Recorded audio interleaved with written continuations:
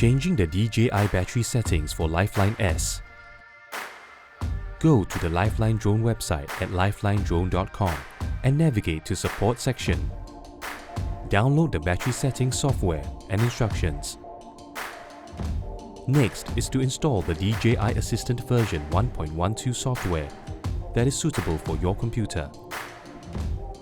Once the installation is complete, copy the downloaded main.js file to your computer.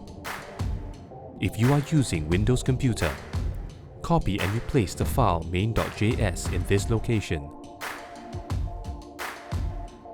For Mac users, go to Applications and right-click the DJI Assistant software and select Show Package Contents. Replace the main.js file inside the Apps file folder. Once copying is done, run the DJI Assistant software. Under the Resources tab, select Local Storage and click the File folder. Right-click the debug value and edit from 0 to 1. Power up and connect your drone to a USB. Click your device and navigate inside the parameters. Search for the battery type and change the value from 1 to 0. Now, your drone is ready to fly.